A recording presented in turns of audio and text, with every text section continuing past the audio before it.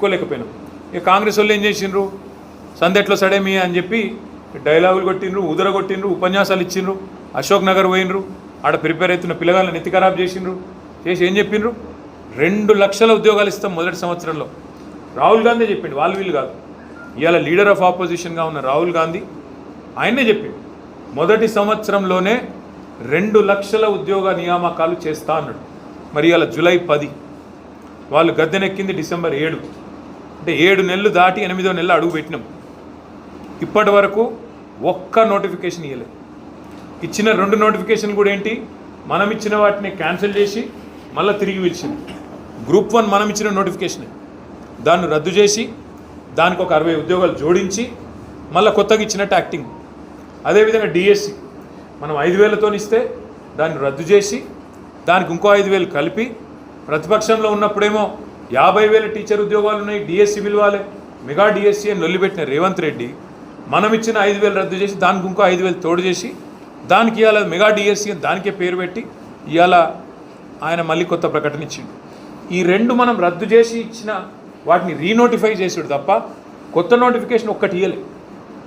ఏం చెప్పారు, కాకపోతే జాబ్ క్యాలెండర్ అని ప్రకటించారు.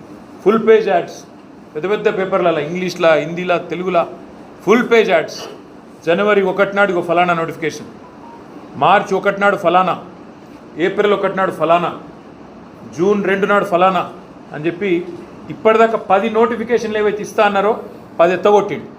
10 ఒకటి కాదు, మీరు చూసుకోండి కావాలంటే జాబ్. ఇప్పుడు ఈ పోరాటంలో కూడా ముందున్నారు, నా అభినందనలు. కానీ ఇంకా చాలా చేయాల్సింది ఉంది. ఇది కేవలం ఆరంభమే. ఇప్పుడు మనం ఈ ప్రభుత్వం అయితే ఏ ఒక్క హామీ కూడా నిలుపుకునే ఆలోచనలో లేదు, నిలుపుకునే శక్తి లేదు. ఇక రోజు ఒకటే దుకాణం, తెల్లారు లేస్తే కేసీఆర్ను తిట్టాలి, కేసీఆర్ను బద్నాం చేయాలి, కేసీఆర్ ఇట్లా, కేసీఆర్ అట్లా అని రోజొక్క అటెన్షన్ డైవర్షన్ గేమ్ ఆడాలి. ఒకరోజు ట్యాపింగు, ఒకరోజు కాళేశ్వరము, ఒకరోజు ఇంకో రోజు ఇంకోటి డ్రామా నడిపించాలి. మొత్తానికి అసలు పని ఎదురా అంటే అది మాత్రం ఏం లేదు. రైతు బంధు ఎప్పుడు ఇస్తావో చెప్పేది లేదు, మహాలక్ష్మి ఎప్పుడు చాలా అవుతుందో తెలియదు, 2 లక్షల ఉద్యోగాల సంగతి అంతకంటే తెలియదు. మరి ఏమైందిరా, ప్రైవేట్ యూనివర్సిటీలు ఎందుకు ఇచ్చినావు, అన్నావు కదా కాంగ్రెస్ వాడు వస్తే అంటే సమాధానం ఉండదు, ఇంకోటి ఏదో రాపియాలి పేపర్లో, ఆ టైప్లో నడుస్తూ ఉంది. ఆఖరికి సోషల్ మీడియాలో పోస్ట్ పెడితే కూడా ఇవాళ ఎదురుదాడి చేసే పరిస్థితి. పోలీసు వాళ్ళు ఫోన్లు చేసి బెదిరించి డిలీట్ చేపిస్తాను. కరెంటు వస్తలేదని చెప్పి ఇక్కడ ఎవరైనా నగర పౌరులు పెడితే హైదరాబాద్లో కానీ బయట కానీ వాళ్ళకు విద్యుత్ అధికారులు ఫోన్ చేస్తారు, తీయండి మీరు వెంటనే డిలీట్ చేయండి, మాకు పైకి వెళ్ళి ఒత్తిడి ఉంది, కరెంట్ రాకపోతే పోస్టులు పెడతారా అని చెప్పి వాళ్ళ మీద ఒత్తిడి. సో ఈ చిల్లర రాజకీయం ఏదైతే అధికారాన్ని అడ్డం పెట్టుకొని దబాయించి ప్రజలను నడిపిస్తా అనుకుంటున్నారో